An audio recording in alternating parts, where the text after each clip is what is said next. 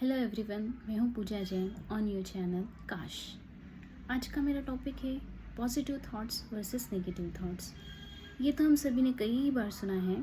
जिस तरह की थॉट प्रोसेस हमारी होगी उसी तरह के एक्सपीरियंसेस हम अपने लाइफ में अनुभव करते हैं।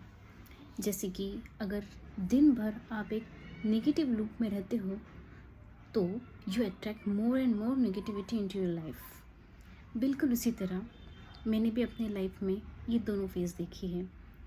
एक जो बहुत नेगेटिव थी और वो कुछ दिन, कुछ महीने, कुछ साल नहीं बल्कि कई सालों तक कंटिन्यू रही। और उसके बाद जब फाइनली मैंने अपनी थिंकिंग प्रोसेस को अननोविंगली चेंज किया, हाँ अननोविंगली, जिसे मैं जानती नहीं थी कि ये चेंज मुझ में आ रहा है। उसे चेंज होने के बाद मेरे लाइफ में पॉजिटिविटी अट्रैक्ट हुई। मैं ये एक्सपीरियंस आपके साथ शेयर करना चाहूँगी। जैसे कि आपने मेरा वो एक वीडियो, स्टार्टिंग वाला फर्स्ट वीडियो देखा ही होगा, जिसमें मैंने अपने चैनल का इंट्रोडक्शन दिया है कि मैंने ये चैनल क्यों स्टार्ट किया है, क्यों मैंने इस चैनल का नाम काश रखा है। काश, ये सवाल हम सभी की ज़िंदगी में रहता है और हम जानते भी नहीं हैं कि इस काश का जवाब हमें कब और किस तरह मिलेगा। अगर आप लोग जानना चाहते हो क्या है मेरा इंटेंशन इस चैनल को स्टार्ट करने के लिए, तो आप इसी तरह मेरे अलग अलग वीडियोस को जाकर देख सकते हो, सुन सकते हो। तो आपको काफ़ी अंदाज़ा आ ही जाएगा कि मैं एग्जैक्टली बोलती किस बारे में हूँ। तो जैसे कि मैंने कहा, मेरी लाइफ के दोनों फेज़ मैंने देखे हैं। एक था नेगेटिव और एक है पॉजिटिव, जो कि मैं अभी जी रही हूँ। बचपन से मैं बहुत ही एवरेज या तो फिर कहो बिलो एवरेज स्टूडेंट रही हूँ। पढ़ाई में भी कभी मेरा पढ़ाई में मन नहीं लगता था। लिटरली मैं तो घर पे स्कूल से आने के बाद रोज़ रोते रोते मम्मी पापा को कहती थी मुझे नहीं जाना स्कूल, मुझे ये स्कूल चेंज करनी है, स्कूल बिल्कुल अच्छी नहीं है।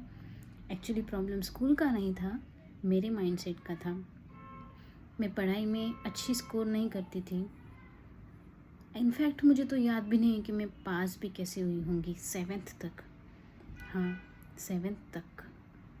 1 साल या 2 साल का सफ़र नहीं, बल्कि 7th स्टैंडर्ड तक मैं कैसे पास हुई हूँ ये मुझे नहीं पता। मैं ये नहीं कह रही कि मैंने चीटिंग करके पास किया है या तो फिर स्कूल वालों ने मुझ पर कुछ ज़्यादा ही मेहरबानी कर दी इसलिए मुझ जैसे स्टूडेंट को पास करवा दिया। वो होता है ना, थोड़ा बहुत स्टडी कर लेते हैं, आंसर्स लिख लेते हैं, पास हो जाते हैं, बस। बाकी लाइफ में क्या चल रहा है, क्यों चल रहा है, क्यों नहीं, इन सब चीज़ों के बारे में हमें खुद को खबर नहीं होती है। उस टाइप वाली लड़की मैं थी। जैसे कि मैंने बताया, मैं रोज़ स्कूल से आती थी और घर पे आने के बाद मम्मा के पास कंप्लेंट करती थी मुझे स्कूल नहीं जाना, वहाँ पे मेरा कोई दोस्त है नहीं, कोई मुझसे ठीक से बात नहीं करता। सारे टीचर्स उन टॉपर्स बच्चों के साथ ही बात करते हैं, उन्हीं के फेवर में सोचते हैं, उन्हीं साथ अच्छे से बात करते हैं और मुझे हमेशा डांटते रहते हैं। अगर कोई सवाल मैं पूछूं तो मुझे हंसकर चुप बिठाया जाता है। ऐसा पर्सनली मुझे लगता था, जबकि सच में ऐसा कभी हुआ नहीं था। हर टीचर ने मेरे हर सवाल का जवाब दिया ज़रूर था, पर प्रॉब्लम टीचर्स की मुझे महसूस होने नहीं। अगर मुझे प्रॉब्लम टीचर्स के बारे में लगी तो वो एक्चुअली टीचर्स की थी ही नहीं, वो प्रॉब्लम थी उस एनवायरनमेंट की, मेरे थिंकिंग की, जो मेरे आसपास हो रहा था।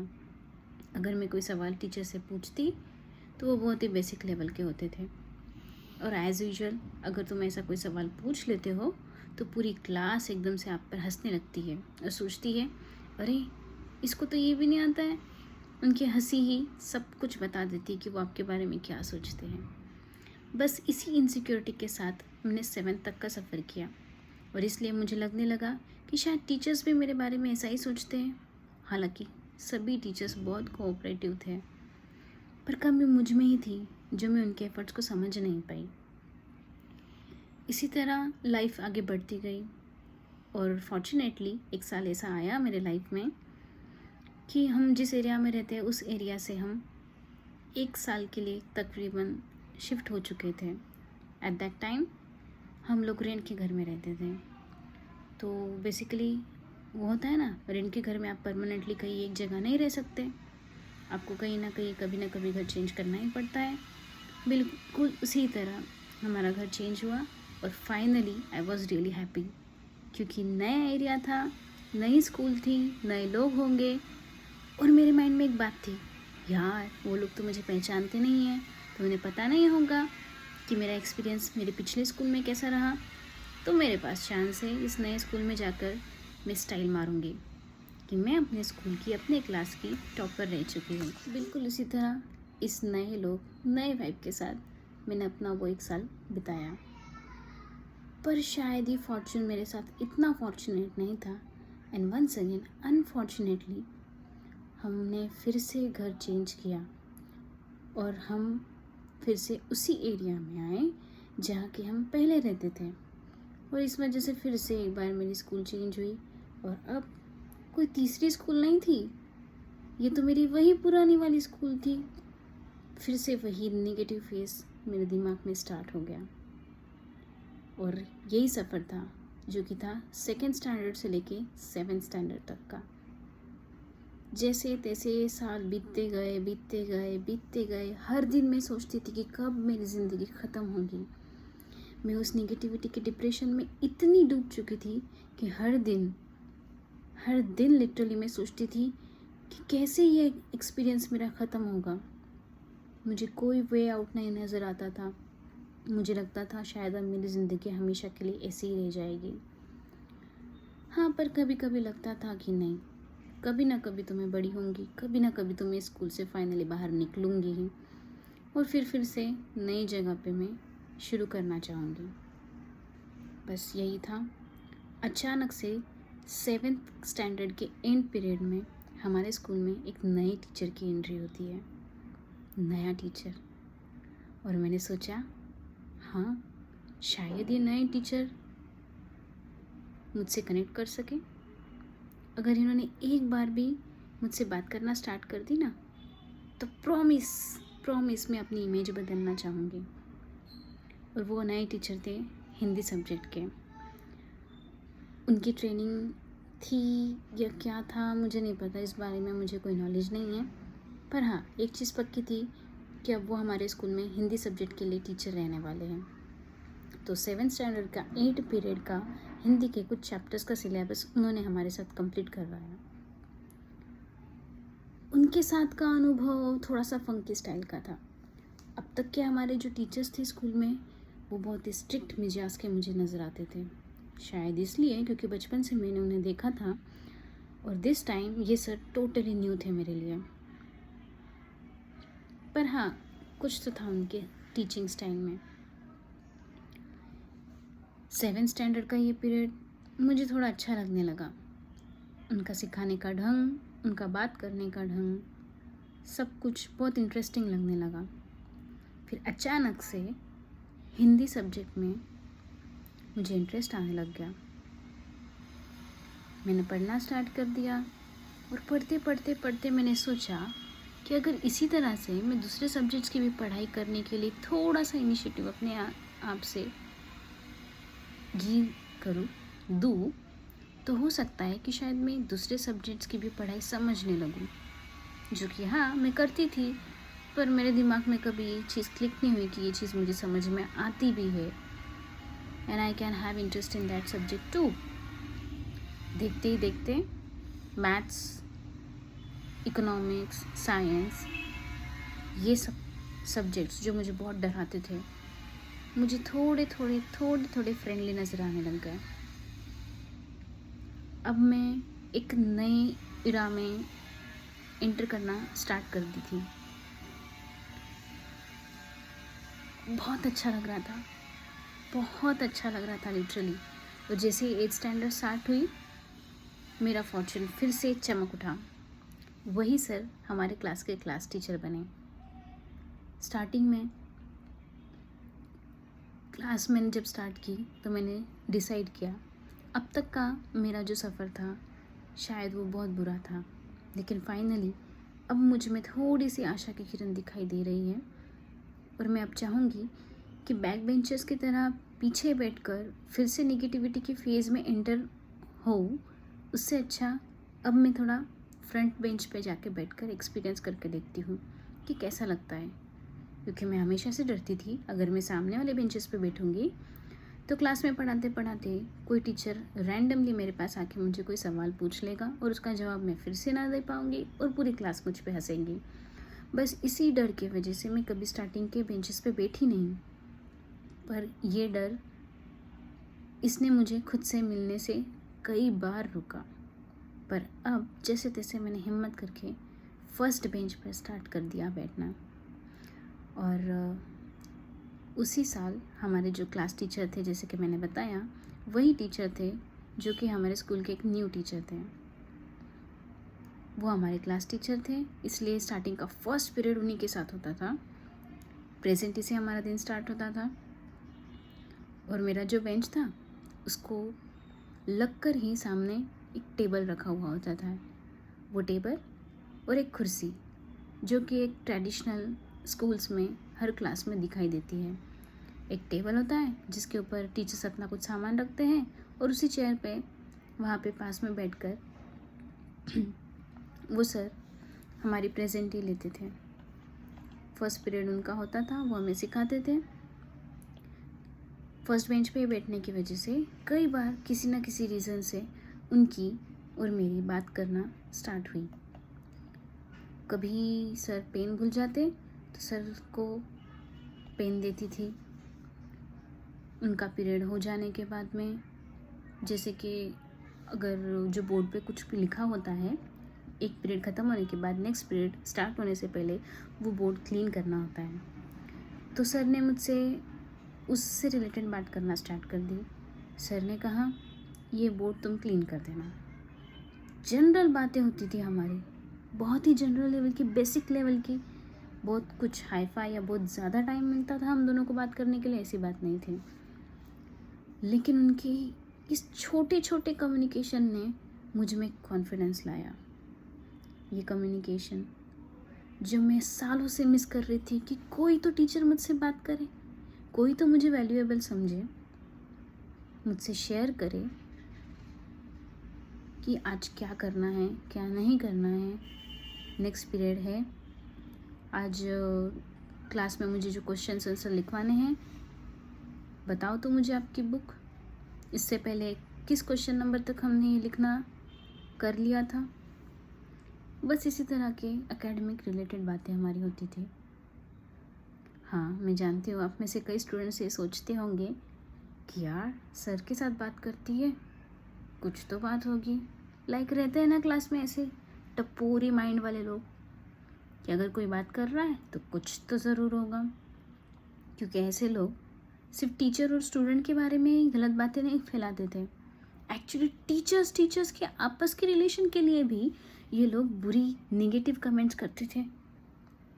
एक फेज था जब ऐसी फालतू वाली बातों में ना कभी कभी मुझे भी हंसना आता था। कभी कभी उनकी ऐसी बातों को सुनकर मैं भी उनके साथ हंसने के लिए ज्वाइन कर दिया करती थी। लेकिन जब मुझे पता चला कि मेरे लाइफ में तो ऐसा कुछ नहीं है, हम तो एक नॉर्मली टीचर और स्टूडेंट ही थे, पर फिर भी क्लास में लोग ऐसे फालतू के जोक पास करते थे। यार वो जानबूझ के सर से बात करती है, और जिसमें वो सर थे भी काफ़ी यंग लुकिंग, बहुत एनर्जेटिक थे, स्मार्ट भी थे, आई एक्सेप्ट दैट थिंग। पर मैंने कभी उनको उस एंगल से देखा नहीं या कभी उनके बारे में सोचा नहीं, ना ही कभी मैंने किसी और के बारे में कभी ऐसा सोचा था। और एक्चुअली ऐसी बातों से मुझे बहुत चिढ़ आती थी। तो जब मुझे पता चला कि कुछ लोग इस तरह की नेगेटिविटी हमारे बारे में फैला रहे हैं, तब अचानक से उसी दिन एक लड़की थी जो रेगुलरली मेरे बाजू में नहीं बैठती थी, पर वो मेरे साथ बैठी, और इसी तरह बातें करते करते करते अचानक से उसने इस बारे में बात करना स्टार्ट कर दिया कि क्लास में ना सब लोग तुम्हारे बारे में बात करते हैं, कि सर इसी से बात करते हैं, ये भी सिर्फ उसी सर से बात करती है, दूसरे कोई सर मैडम से इसने आज तक तो कभी कभी बात नहीं की। तब मुझे ये बात क्लिक हुई कि एक्चुअली जिन्होंने मेरी लाइफ पूरी तरह से बदली, उनका नाम इस तरह से ख़राब होना अच्छा नहीं। तो मैं उस लड़की को कहा कि देखो ऐसा तो कुछ है नहीं और मुझे कोई प्रॉब्लम नहीं, अगर तुझे ऐसा लगता है तो चल, ब्रेक के बाद में मैं सर को राखी बांध दूँगी। और फॉर्चुनेटली वो दिन भी उसी तरह के चल रहे थे, फ्रेंडशिप डे थे। वो होता है ना डे, अलग अलग टाइप के डेज होते हैं, फ्रेंडशिप डे, फिर उसके बाद या उसके आसपास ही राखी रक्षाबंधन वाला दिन था। तो वो रिसेंट पीरियड ही चल रहा था, लाइक 4-5 दिन तक वो रक्षाबंधन वाली वाइब बनी रहती है। बिल्कुल उसी तरह मैंने ये चीज़ सोची, मैं उनके पास गई और उसी के सामने मैंने सर को राखी बांध दी। That day was full stop about that negative comments that was running in my class. उसके बाद मैंने कोई नेगेटिव कमेंट अपने लाइफ में अपने लिए या सर के बारे में नहीं सोची, ना ही किसी और के मुंह से सुनी। एक्चुअली पता नहीं, अगर उसके बाद भी कोई बातें होती थी तो पता नहीं। फिर लाइफ का एक फेज़ ऐसा था मेरे कि मैंने थिंकिंग प्रोसेस स्टार्ट कर दी। एक मैच्योरिटी लेवल अपने आप से मुझ में डेवलप हो गई। हमारे किस एक्शन का इम्पैक्ट किस तरह से होगा, ना कि हमारी अपनी लाइफ पर, बल्कि उस हर लाइफ पर जो हमसे जुड़ी हुई है। जैसे कि मैंने कहा, बचपन में मैंने कई बार सोचा था कि मेरी लाइफ कब ख़त्म होगी, इस नेगेटिविटी से मैं बाहर कब निकलूँगी। और इस फेज़ की वजह से लिटरली मैंने अपने माँ बाप के साथ का भी बॉन्ड कभी एंजॉय नहीं किया। वो होता है ना टिपिकल इंडियन फैमिलीज़ में, घर में किसी न किसी चीज़ से झगड़े फसाद होते रहना, थोड़ा कुछ बहुत हमारे फैमिली में भी चलता था। तो ऑलरेडी मैं फैमिली से भी डिस्टर्ब थी और स्कूल लाइफ से भी डिस्टर्ब थी। उस एज पे हमारी लाइफ ही क्या होती है, एक होती है फैमिली लाइफ और एक होती है स्कूल लाइफ।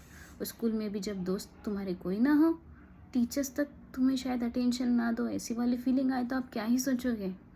मैं बहुत डिप्रेस थी एक्चुअली, पर उस फेज से इनडायरेक्टली मुझे उन टीचर ने बाहर निकाला।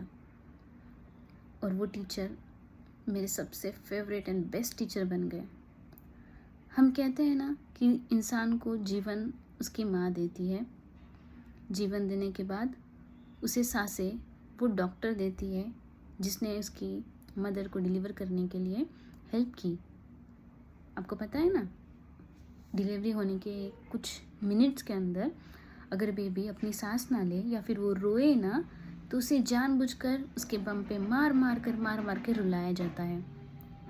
ऐसा कोई इंटेंशन नहीं होता है डॉक्टर का कि उसका इतने घंटों से चल रहा हुआ ऑपरेशन या जो भी उसका कहा जाएगा कि जो भी वो मेहनत उस पर ले रहा था, उसका गुस्सा अचानक से उस छोटे से बच्चे पे निकाल रहा है। ऐसा नहीं था उसका कुछ मतलब, पर उसका इंटेंशन ये रहता है कि ऐसे करने से उस बच्चे की जो ब्रीथ करने की सिस्टम है वो स्टार्ट हो। क्योंकि जब तक बच्चा माँ के पेट में रहता है तब तक उसे अपना सारा न्यूट्रिशन, ऑक्सीजन, सब कुछ अपने मदर से ही मिलता है। और जब वो अचानक से नई दुनिया में आता है तो उसे उस सिस्टम को स्टार्ट करने में थोड़ा समय लगता है। बिल्कुल उसी तरह मुझे जन्म तो मेरी माँ ने दिया, सांसें भी डॉक्टर्स ने दी, पर उनका यूज़ कैसे करना है, उस जीवन को एंजॉय कैसे करना है, अपने आप को कैसे पहचानना है, ये मुझे उन सर ने सिखाया। And I am really thankful from the bottom of my heart to that sir. And recently मैं उनसे मिली भी हूँ। एक्चुअली कई साल से स्कूल बाहर छूटने के बाद, स्कूल से निकलने के बाद मैंने कई बार ट्राई किया उनसे मिलना, पर हमारा कभी मिलना ही नहीं हुआ। वो अपने शेड्यूल में बिज़ी रहते हैं और मैं भी अपने स्टडीज़ एंड क्लासेस में बिज़ी रहने लग गई थी, तो हमारा टाइम कभी मैच नहीं हुआ। एक बार स्कूल में रियूनियन भी हुआ था शायद, पर उस वक्त भी आई डोंट नो क्या रीज़न था कि मैं वहाँ जा नहीं पाई और मैं मिल नहीं पाई। पर अभी जब रिसेंटली हम मिले तो सच में मुझे बहुत खुशी हुई। And you guys won't believe, वो दिन वही था जिस दिन मैंने सोचा था कि मैं अपनी यूट्यूब जर्नी स्टार्ट करूँगी, अपने एक्सपीरियंसेस को शेयर करना स्टार्ट करूँगी। और उसके नेक्स्ट डे मैंने ये यूट्यूब चैनल स्टार्ट किया। जब भी मेरी ज़िंदगी का नेगेटिव फेज़ ख़त्म हुआ और पॉजिटिव फेज़ शुरू हुआ, तब हमेशा वो माइंड में मेरे साथ थे। बिल्कुल उसी तरह जब मैं उनसे मिली तो मुझे वो एक यूनिवर्स का साइन लगा कि हाँ, शायद जो मैं सोच रही हूँ, जो मैं करना चाहती हूँ, वो मुझे करना चाहिए। उस दिन ये थॉट 100% एनर्जी के साथ माइंड में स्ट्रक हो गया, क्योंकि मैंने महसूस किया सिर्फ कुछ बातों का कन्वर्सेशन किसी की ज़िंदगी बचा सकता है। मैं इस तरह के डिप्रेशन लेवल पे थी, शायद कुछ सालों में मैं अपने आप की ज़िंदगी ख़त्म करने का पक्का मन बना ही लेती, सुसाइड तक कर लेती। पर वो सर, उनके जस्ट रेगुलर कन्वर्सेशन ने मेरे दिमाग का वो कचरा साफ़ किया, मुझ में कॉन्फिडेंस जगाया, मुझे खुद से मिलवाया। बिल्कुल उसी तरह मैं चाहती हूँ कि हम सभी के लाइफ में इस तरह का एक नेगेटिव फेज़ ज़रूर होता है, और वो कभी ख़त्म नहीं होता कि एक बार आता है और चले जाता है। वो आता ही रहता है बार बार। ज़िंदगी में कभी खुशी होती है, कभी गम होता है, कभी हंसी होती है, कभी आंसू होते हैं। पर उस फेज़ में बने रहने के लिए, आगे बढ़ने के लिए हमारे पास हमेशा ऐसा कुछ ना कुछ होता है जो हमें आगे बढ़ने की प्रेरणा दे। कभी वो आपके माँ बाप का प्यार होगा, कभी आपकी ज़िंदगी का उद्देश्य होगा, या फिर आपकी कोई हॉबी होगी, या फिर आपका कोई सपना होगा जिसे आपको पूरा करना है।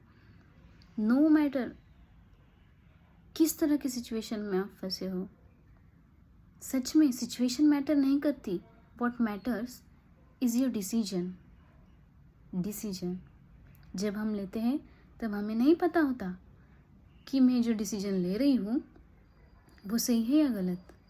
वो तो समय के बाद ही पता चलता है, लेकिन लेना ज़रूरी है। और उस डिसीजन को लेते वक्त हमारी एक्सपीरियंसेस को बेस बनाकर, दिमाग में परम्यूटेशंस एंड कॉम्बिनेशंस बनाकर हम फाइनली किसी नतीजे पे जब हम पहुंचते हैं ना, तो उस नतीजे पे सिर्फ पहुंचकर वहाँ रुकना नहीं होता है, उसके लिए एक्शन लेना भी ज़रूरी होती है। मेरी लाइफ में बस वो एक्शन लेना बाकी थी जो मेरे फेवरेट सर के आने के बाद हुई। एंड फाइनली मैं उनका नाम लेना चाहूँगी। उनका नाम है Vishal Patni sir. I don't know if you are watching this video, पर सच में मैं हमेशा आपको याद रखूँगी। जीवन मेरे माँ बाप ने दिया, पर ज़िंदगी का असली फ़लसफ़ा मुझे आपने दिया। बिल्कुल उसी तरह मेरी स्कूलिंग कंप्लीट हुई, 10th तक का एजुकेशन कंप्लीट हुआ, और 10th में मेरे मार्क्स एंड परसेंटेज काफ़ी स्कोरिंग थे। मुझे अपने आप पर विश्वास नहीं हुआ कि मैं वो लड़की थी जो क्लास में सबसे चुपचाप बैठी रहती थी और फील करती थी कि शायद वो कभी कुछ कर ही नहीं पाएगी। और उसके बाद 11th कॉमर्स हुआ, 12th हुआ, CA कोर्स ज्वाइन किया। ये सारी जर्नी भी मैं इस चैनल पे आगे ज़रूर शेयर करूँगी। पर जैसे कि मैंने कहा, आज का मेरा टॉपिक था positivity versus negativity. It's all up to you. ये पॉजिटिविटी आपके अंदर ही है, बस उसे बाहर निकालना है। अब ये डिपेंड करता है कि आप उसे खुद से बाहर निकालते हो, या कोई ज़रिया, कोई एक्सपीरियंस, या कोई इंसान, या किसी इंसान की कही कुछ बात आपको इस पॉजिटिविटी को अपने अंदर से बाहर निकालने के लिए मजबूर करें। So if you relate to me, मेरा एक्सपीरियंस बहुत पिटी सा लग सकता है, पर मैं चाहूँगी ऐसी छोटी छोटी ही बातें होती है जो सच में हम कभी सोच नहीं सकते किसी की लाइफ में इतना बड़ा एक बदलाव ला सकती है। पर अगर वो सच में वैल्यूएबल है ना, तो मेरी तरह मैं चाहूँगी आप लोग भी उसे शेयर करें, ज़्यादा से ज़्यादा लोगों तक ऐसी बातें पहुँचाएं। एटलीस्ट वो लोग जो डिप्रेशन के शिकार हुए हैं, अगर हम ऐसे एक्सपीरियंसेस उन लोगों तक पहुँचाएंगे तो शायद उनकी ज़िंदगी बच जाए। Thank you everyone.